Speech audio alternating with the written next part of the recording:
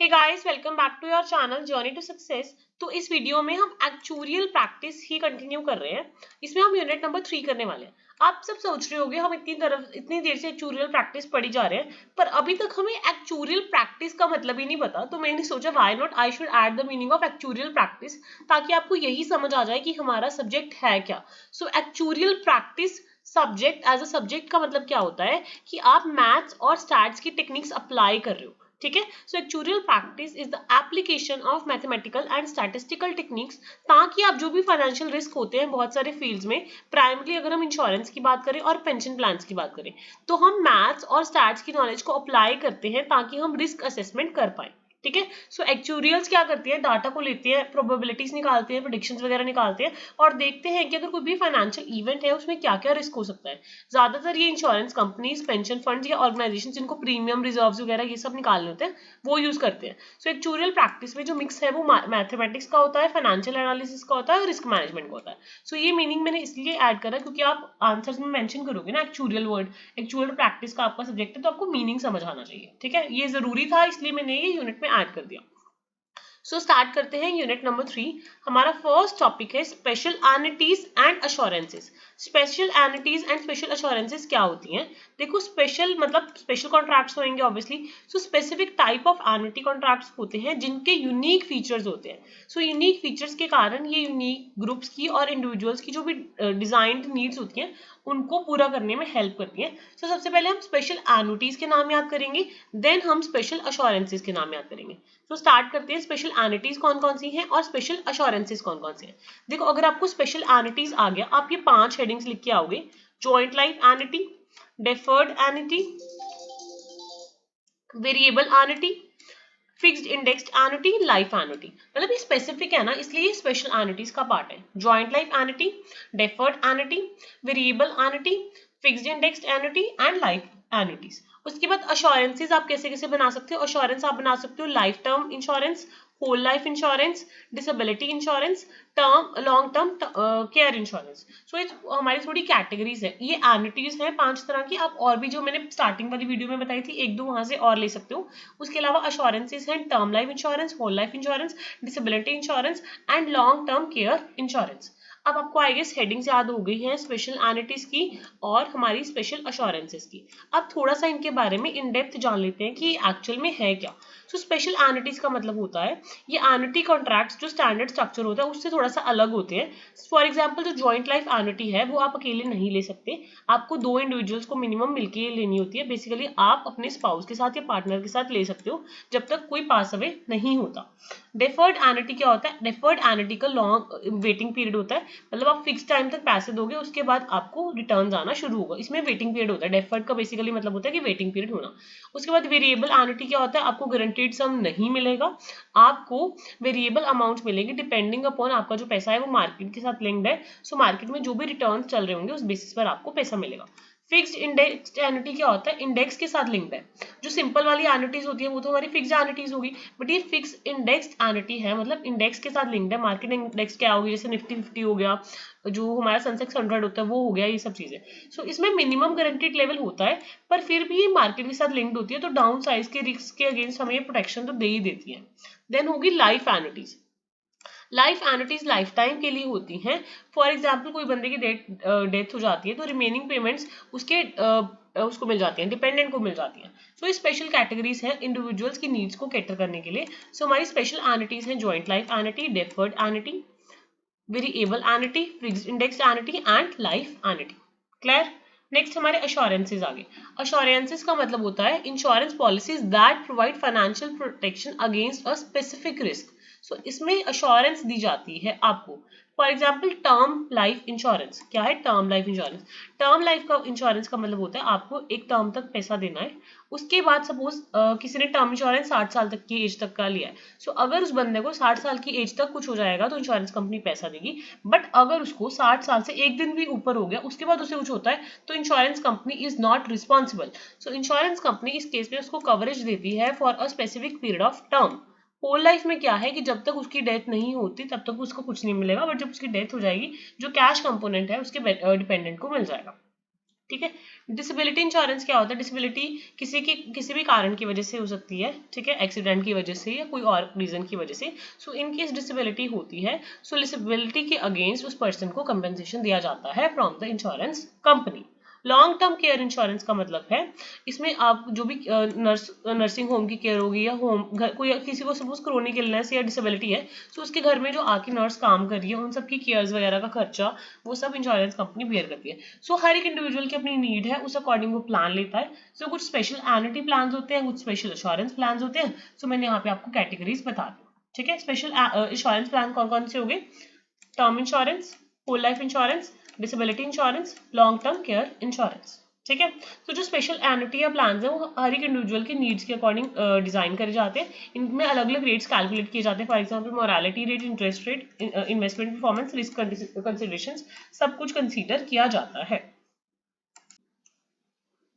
Then हमारा next topic है periodical payments. देखो जब हम एक्चुअल प्रैक्टिसेस की बात करते हैं ना, उस टाइम पे क्या होता है, आपने कोई एन्युटी बाय कर ली, उसके बाद कई बार कंपनीज क्या करती हैं, आपको पीरियोडिकल पेमेंट्स देती हैं। मतलब आपको पीरियड जो आपका टाइम पीरियड है वो होने के बाद या जो भी आपका क्राइटेरिया है वो फुलफिल होने के बाद रेगुलर पेमेंट्स मिलती है। पीरियोडिकल पेमेंट्स का मतलब होता है regular payments. Regular payments monthly भी हो सकती हैं, क्वार्टरली भी हो सकती हैं, एनुअली भी हो सकती है, जो भी आपके क्राइटेरियाज है उस बेसिस पर। सो आपको डिफाइंड इंटरवल के बाद आपको डिफाइंड पीरियड के लिए पेमेंट्स मिलती है, रेगुलर पेमेंट्स। सो अगर आप एनुइटीज लेते हो, पेंशन प्लान या कोई भी इंश्योरेंस पॉलिसीज वगैरह लेते हो, सो पेमेंट पीरियोडिक जब हम सेट करते हैं कि किसको कितनी पेमेंट मिलेगी पीरियोडिकली, उसके लिए एक्चुअल प्रैक्टिसेस बहुत ज्यादा काम में आता है। तो किस किस में पीरियोडिक पेमेंट्स हो सकती हैं, पहले तो हम ये जान लेते हैं। एनुइटीज में पीरियोडिक पेमेंट्स हो सकती हैं, पेंशन्स में पीरियोडिक पेमेंट्स हो सकती है, जो स्ट्रक्चर्ड सेटलमेंट्स होते हैं ना उनमें पीरियोडिक पेमेंट्स होती हैं, इंश्योरेंस पॉलिसीज में पीरियोडिक पेमेंट्स होती हैं, एंड जब रिस्क इवैल्यूएशंस करते हैं तब भी पीरियोडिक पेमेंट्स का कंसेप्ट बहुत ज्यादा इंपॉर्टेंट है। और अगर हम फाइनेंशियल रिटायरमेंट प्लान्स कर रहे हैं या फिर फाइनेंशियल रिपोर्टिंग एंड कंप्लायंस कर रहे हैं, उस टाइम पे भी पीरियोडिक पेमेंट्स बहुत ज्यादा इंपॉर्टेंट हो जाती हैं, ठीक है। तो अभी हमारा टॉपिक क्या है? एनुइटीज। एनुइटीज क्या है? एनुइटीज एक कॉमन फॉर्म है पीरियोडिक पेमेंट्स का, ठीक है। उसके बाद they involve regular payments made by an individual और entity to the insurance company. आप एक बार पेमेंट कर दोगे, उसके बाद सारा कुछ असेस होने के बाद आपको बाद में पीरियोडिकल पेमेंट्स मिलेंगी। पीरियोडिकल पेमेंट्स आपकी प्रीमियम्स भी को भी बोल सकते हैं, और जो बाद में मिलती हैं वो भी पीरियोडिकल पेमेंट्स होती हैं। पेंशन प्लान्स भी ऐसे ही बने होते हैं कि जब भी आपकी एज ऑफ रिटायरमेंट आएगी, आपके सैलरी लेवल के बेसिस पे या ईयर्स ऑफ सर्विस के बेसिस पर आपको जो रेगुलर बाद में पेमेंट आएगी वो डिसाइड होती है। काफी सारे स्ट्रक्चर्ड सेटलमेंट्स होते हैं जिसमें कुछ अमाउंट तो लमसम दे देते हैं, बाद में कुछ पीरियोडिकल पेमेंट्स में देते हैं। सो जो अगर पीरियोडिकल पेमेंट्स वाला कंसेप्ट है, ये है तो थोड़ा अजीब ही, क्योंकि इसमें ऐसा कोई स्पेसिफिक हमारे पास टॉपिक नहीं है। बट आप ये करना, जो मैंने यहाँ पे आपको 7 हेडिंग्स बताई हैं, ये 7 हेडिंग्स लर्न कर जाओ।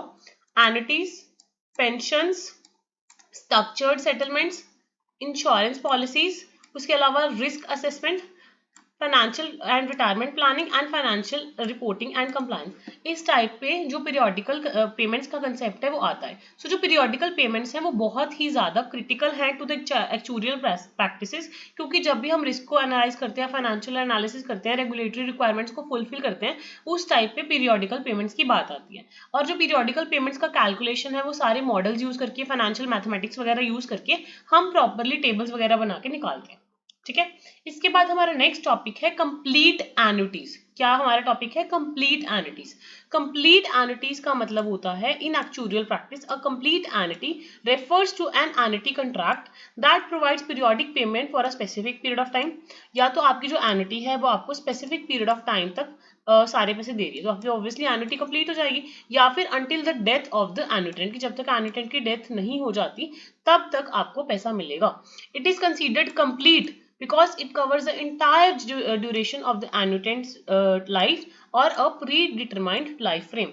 तो इसमें ये कंफ्यूज नहीं होना कि जब तक फॉर एग्जाम्पल वो बंदे की डेथ हो जाती है उसके बाद तो एनुटी आना बंद हो जाएगा कई केसेस में। सो उस केस में भी वो एनुटी कंप्लीट ही मानी जाएगी, क्योंकि जो उनका साथ में पहले स्टार्टिंग में ही सेटलमेंट हुआ तो अंटिल डेथ ही हुआ था। या फिर अगर आपको बोला जाए कि आपको स्पेसिफिक पीरियड तक ही मिलेगी, तो आपको स्पेसिफिक पीरियड तक जब तक वो मिलती जा रही है तब तक ही आपको वो कंप्लीट एनुटी मानी जाएगी। सो क्या क्या की एस्पेक्ट्स हो सकते हैं कंप्लीट एनुटी के, इसके भी हेडिंग्स आप देख लो। Payment structure. पेमेंट स्ट्रक्चर क्या हो सकता है? आपको जो पेमेंट है या तो मंथली मिल सकती है, क्वार्टरली मिल सकती है, सेमी एनुअली मिल सकती है, एनुअली मिल सकती है। और पेमेंट भी आपको कैसे मिल सकती है? एनुटी के टाइप्स के अकॉर्डिंग फिक्स्ड पेमेंट भी मिल सकती है या वेरिएबल पेमेंट भी मिल सकती है। ठीक है। एक्चुअरियल कंसिडरेशंस हम सारे रेट्स निकालते हैं जो भी depending upon of the complete contract होता है। मॉर्टेलिटी रेट्स निकलते हैं, इंटरेस्ट रेट्स निकलते हैं, इन्वेस्टमेंट रिटर्न्स निकलती हैं, ये सब मॉर्टेलिटी के टेबल्स बनते हैं, रिस्क मैनेजमेंट का प्रॉपर कैलकुलेशन किया जाता है, रेगुलेटरी कंप्लायंस चेक किया जाता है। देखो यार जो ये वाला सब्जेक्ट है ना, इसमें आपको टर्म समझ आ गई, कंप्लीट एनुअलिटी, कंप्लीट मतलब हम कंप्लीटली बात करें, जो ये टर्म्स है ना ये हर एक क्वेश्चन में आप सेम लिख के आ सकते हो। लाइक ये वाली जो हेडिंग्स अभी मैंने कंप्लीट एनुअलिटीज में मेंशन करी ना, ये आप किसी भी क्वेश्चन में यूज कर सकते हो। लाइक पेमेंट का स्ट्रक्चर कैसा होगा, मतलब कैसे आपको पेमेंट हो रही है, quarterly, monthly, biannually, annually, annuality का टाइप क्या है, फिक्स्ड या वेरिएबल, आप सारी चीजें कंसीडर करोगे, एक्चुअल की सारी चीजों को कंसीडर करोगे, मॉर्टेलिटी के टेबल बनाओगे, रिस्क को मैनेज करने की कोशिश करोगे बाय लॉन्गेटिविटी रिस्क वगैरह ये सब निकाल के, और हमेशा ये ट्राई करोगे कि जब भी आप कंप्लीट एनुअलिटीज दे रहे हो आप रेगुलरिटी चीजों को फुलफिल करते हुए चल रहे हो। सो रेगुलरिटी कंप्लायंस भी आप चेक करते चलोगे। सो ये जो 6 पॉइंट है ना, अगर आपको कोई आंसर नहीं समझ आ रहा है, चुपचाप ये वाली हेडिंग्स आप किसी में भी लिख के आ सकते हो, ठीक है। Payment structures, annuity types, actuarial considerations, mortality tables, risk management and regulatory compliance. So जो कंप्लीट एनुअलिटी होती है ये इंडिविजुअल्स को स्टेडी इनकम दे देती है ड्यूरिंग द रिटायरमेंट या फिर एनुअलिटी पीरियड का जो स्पेसिफिक पीरियड है उसके बाद। सो प्रॉपर एक्सपर्टीज से ये पूरा का पूरा जो स्ट्रक्चर है वो डिजाइन किया जाता है। देखो पॉलिसी वैल्यू क्या होता है, देखो in actuarial practice policy value refers to the present value of future cash flows.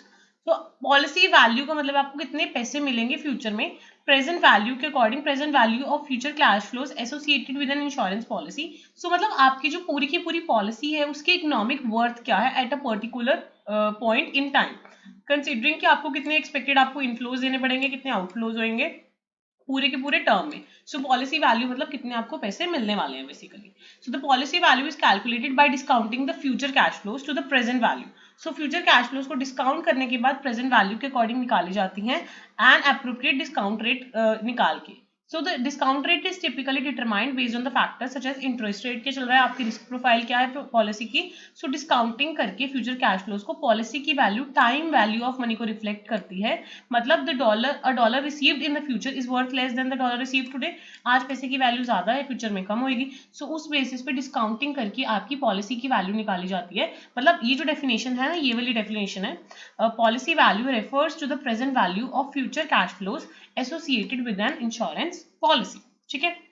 अब द कंपोनेंट्स ऑफ पॉलिसी जो पॉलिसी की वैल्यू है उसको निकालने के लिए बहुत सारे फैक्टर्स होते हैं। For example for an insurance policy future cash flows जब हम निकालेंगे तो हम इंश्योरेंस जो के लिए जो हमने प्रीमियम्स दिए हैं, डेथ बेनिफिट जो मिलेंगे या कोई और सरेंडर वैल्यूज हैं या विड्रॉल वैल्यूज हैं, वो सब कैलकुलेट करके ही निकालेंगे।